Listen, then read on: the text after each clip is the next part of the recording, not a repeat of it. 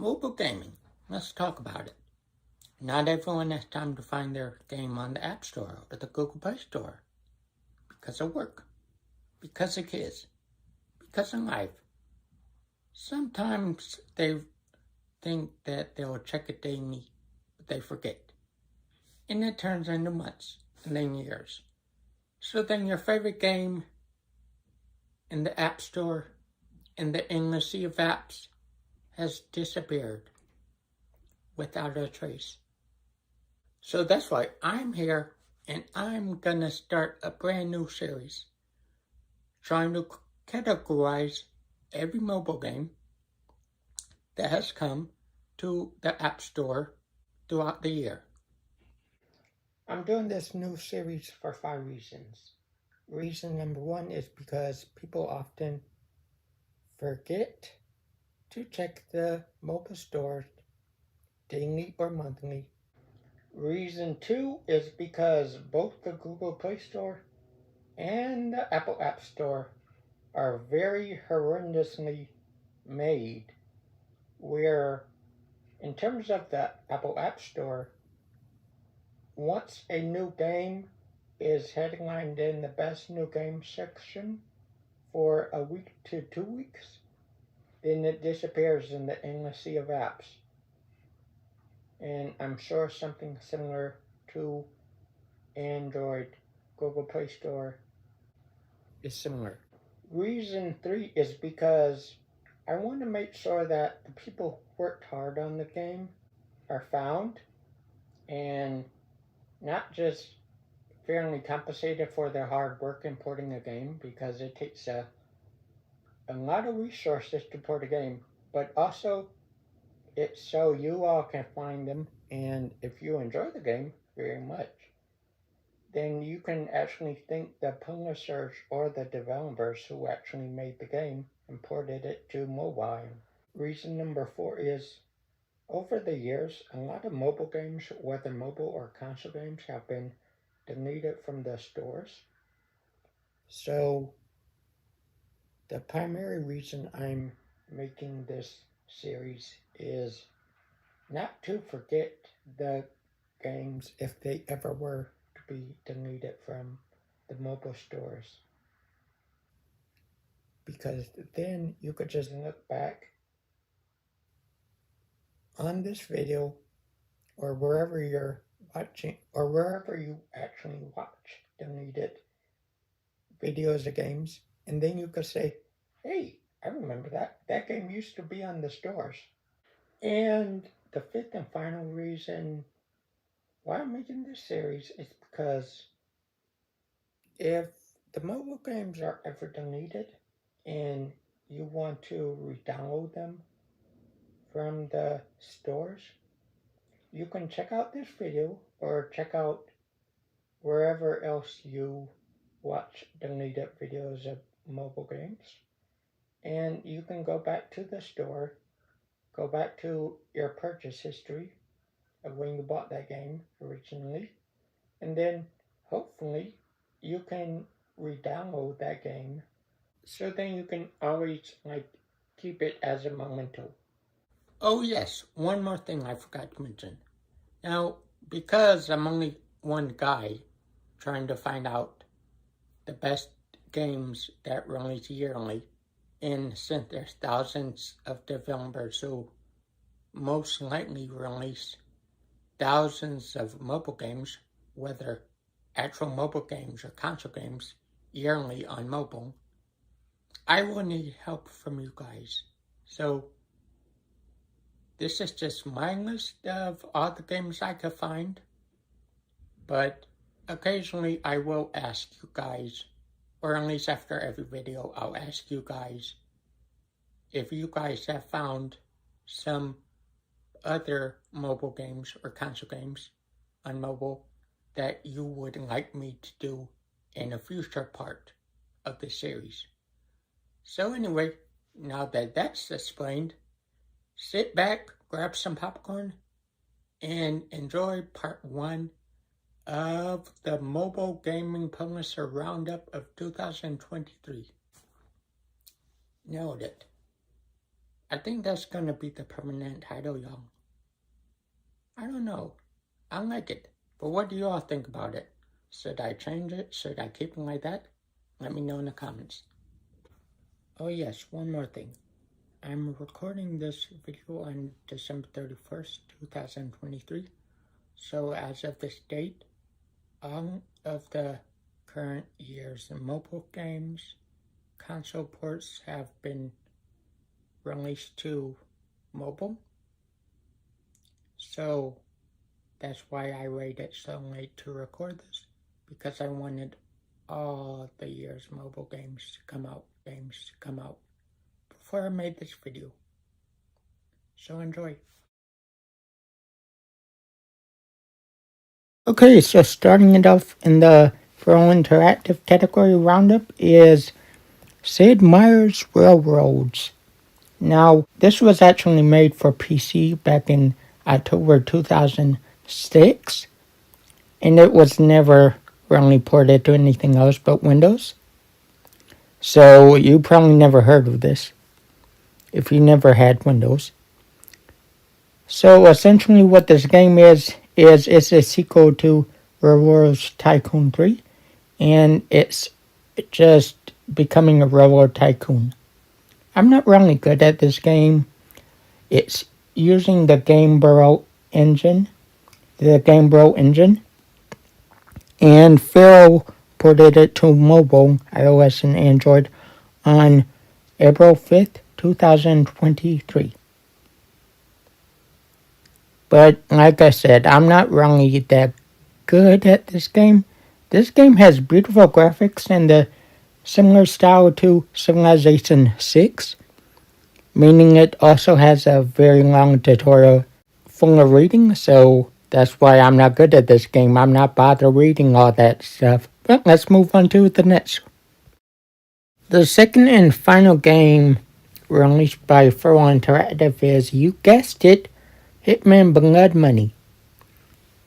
Now, this game has a total of 14 missions, and it's actually a sequel to Hitman Contracts. This game was first developed in May of 2014. That's when it released. And For All Interactive released it to Android and iOS on November 30th, 2023. Now, this is what the actual... Before you actually begin every mission, you have to pick out your weapons and everything, which I just demonstrated. Now I'm going into one of the missions called Murder of Crows. And the good thing about this game is every mission you're on, it feels very unique. Now, all of the missions in the game take place in the United States, except 2. So, this is a very US-based game. And you can see right now in this mission, it's Mardi Gras, however you say it. But look at the people. Look how dense everything is. So, if you've ever played a Hitman game, then you basically know the premise of it. You know, it's just like, it's basically a stealth Call of Duty where you have to take down people silently. And in a minute, I'm going to show you, like, one of the people I'm supposed to take down. But this game was actually first made for the Windows PC, then it was ported to the PS2, and then the Xbox, and then the Xbox 360, and then finally Android iOS and Nintendo Switch. But a lot of people actually say that this is the best Hitman game in the series, because every mission level is unique, plus you have a lot of weapons to choose from. You can decide how you want to kill them. You don't have to follow one route. Funny enough is that the game that came after this, Hitman Absolution, That game was regarded as one of the worst games in the Hitman series because it was too linear.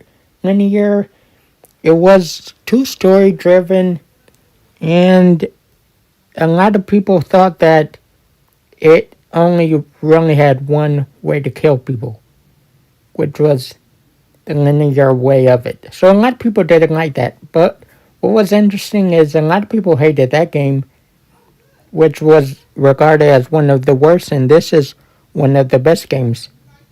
So anyway, this is how you're basically normally supposed to kill people. You're supposed to stealth around in this game. I'm not a really good hitman, as you can tell. Yeah, you're just supposed to try to not let people... Don't make people aware that you're trying to kill them. Just kill them silently, complete the objectives, and you win. This is it for Feral's 2023 mobile game roundup.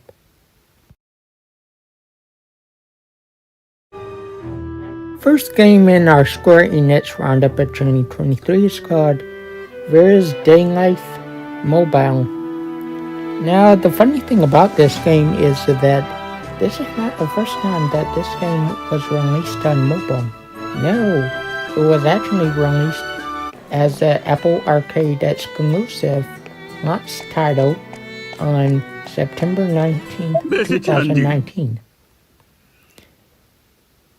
And if you know about Apple Arcade, you know that this game was a premium game. It had no microtransactions, none of that. It was just a JRPG in a similar gameplay style to Jwatchdrizzledrip, Traveler, and Braveheart. Now, this game was re-released on January 23rd, 2023. So, I'm covering it in this video just because it was re-released, and I could not find any gameplay about it. So, I just looked up online, and this is the gameplay. It's a very simplistic gameplay. You can definitely tell it's a mobile game. It's more in the style of, I guess, a card-based JRPG than anything else. If you play Braveheart or Octopath Traveler, then this game might be fun for you to try. It's a premium title in Square Enix, and they're selling it for $23 USD. And this is the App Store price. This is not the Google Play Store, so it might be similar priced on the Google Play Store or cheaper. Who knows? This game is called Paranormal Sight. It was the second game released by Square Enix. It was released on March 8th, 2023. It is very much a horror supernatural game. And it also doesn't have any speech, any voice acting, so you'll have to read everything they say. It has a very good story. The story is about death, and if you could, what would you do to bring someone back you cared about? Would you kill other people for it, or would you not? Yeah, it's a very psychological horror story-driven game. So if you're not really into like psychological, suspenseful horror story games, and the possibility of thinking about the possibility of death, and if that's a good or bad thing, or what would you do in a situation if you wanted to bring someone back? Would you die for them? That, if you're not really interested in any of those things I talked about, then this game might not really appeal to you. But this is also a PC Windows game, so it's not just a mobile game. It's also for consoles and PCs. So, as you can see me playing it, it's a very... It has a very fun premise. And it also has a very era mystery, like you don't know who you could trust or not. And it reminds you of like those old 80s detective movies. You know, where you just question everyone. And actually, there's actually some very good lore in the game too. The game is actually based on the 7 mysteries of Hano.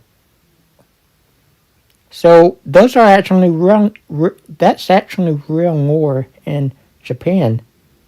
And it's actually very interesting. You, that's actually one of the things that made me buy this game, believe it or not. Yeah, so that's a really cool premise for a game. The fact that everything in the game is based on actual folklore of Japanese, like, legends. That's really cool. And on top of that, it's a horror suspense game. So, right now, this is basically what the game is. You know, it's broken up into, like, going to buildings, interviewing people, and all that. But it doesn't have voice acting, which is a shame. So, you're going to have to read all this if you choose to purchase it.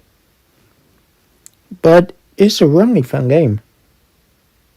Really fun. This is what the actual menu looks like. Alright, so this next game by Square Enix is called VLC Voice of Cards, the Isle Dragon Wars Chapter 0. So what this is it's essentially like Braveheart or Octopath Traveler, if you all have played that. It's basically Thornbreaker. You know, that's a Game of Thrones type card-based game. Essentially, for this game, you just go around towns battling dragons and other people using cards. Same thing. So, specifically what this story is about, this is a prequel story, and it's a prequel to Voice of Cards, the Isle Dragon Wars. So, the story actually follows the Ivory Order before they actually found the stolen treasure. I've never played the game, but this is just what the synopsis is. So, you all should check it out if you want. It's kind of cool. It's a free demo, the same on PS4 and Switch. Okay, so I just got done showing you the prequel to the Isle Dragon Wars. Now, this is the actual Isle Dragon Wars before the prequel. So, everything about the prequel to Chapter 0 pertains to this one. You know, it's still a card-based game. In the style of Octopath Traveler or Thornbreaker. This is actually the first game out of a trilogy of the games. So, I'm going to be revealing 2 of them next. So, with the story of this game is that long ago, there was a dragon. The dragon attacked the kingdom.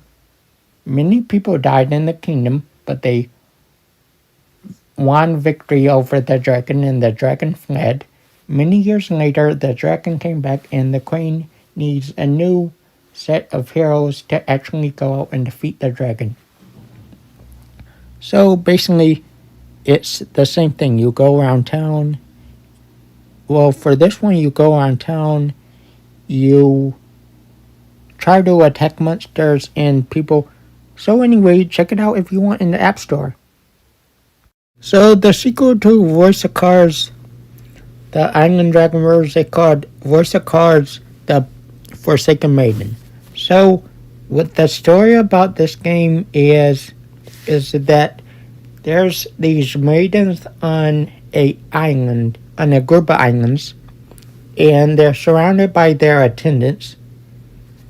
So they perform these rituals to keep the island safe with the help of these spirits. But one of the islands does not have a maiden, and it's getting attacked all the time. So, along comes a young seafarer he finds this maiden. The maiden cannot speak, and as such cannot perform the ritual. And then that's how this game is. Guided by a spirit, they travel the islands, trying to help bring peace to the islands and find the maiden's voice. Same premise as the IO Dragon Wars, but it's in the App Store if you want. It costs $12.99 in the App Store. The final installment into the Force of Cars trilogy is called In this world, VOC, The Beast of Burden. As monsters. So what the story is for this game is that humans have been in conflict with these monsters for years. There's an underground village that gets destroyed by monsters.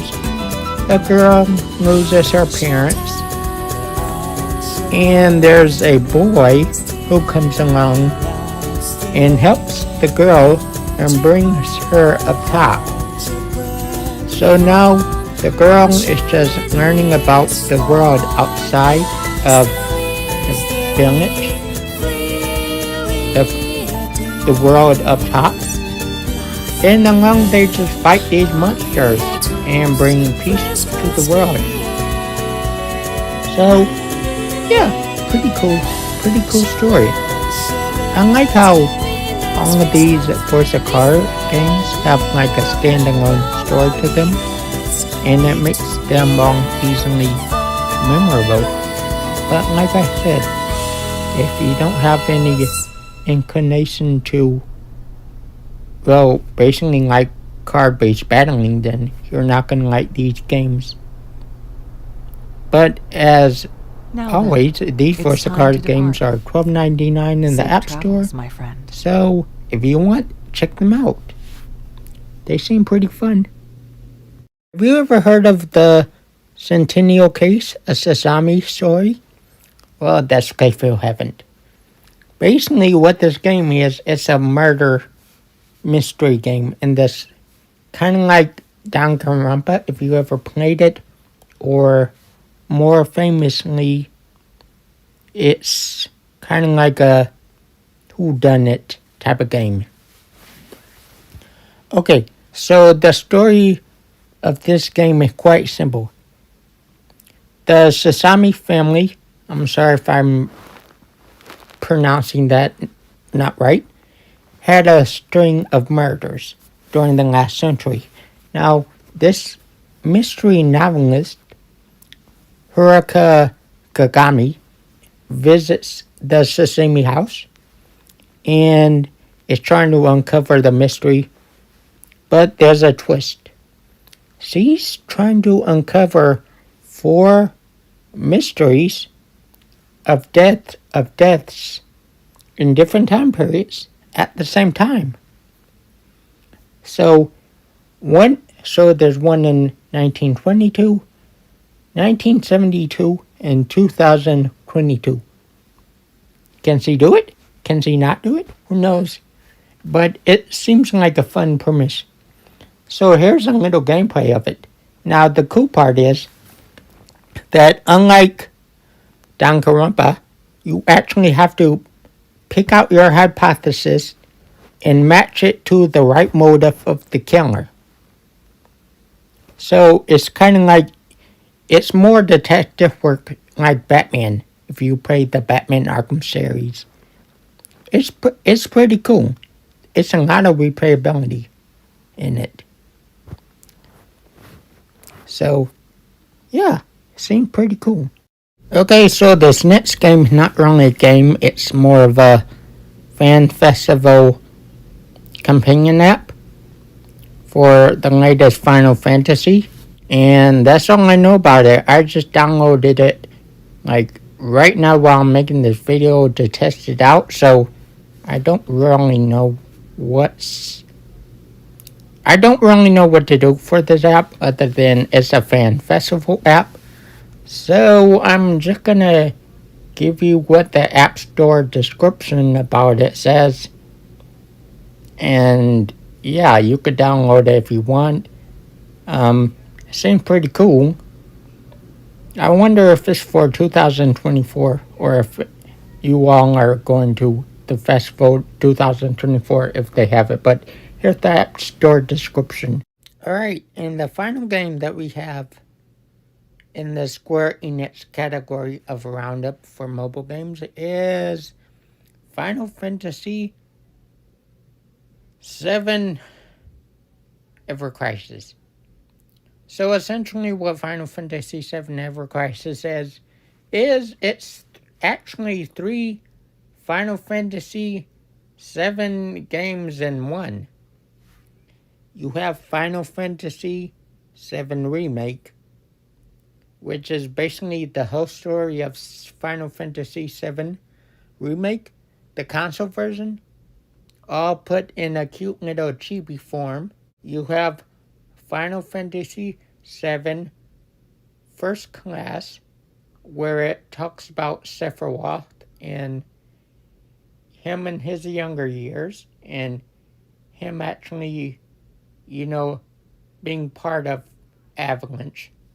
And the final Final Fantasy VII is Final Fantasy Crisis Core, where it talks about Zack Fair, and you get more in depth about him.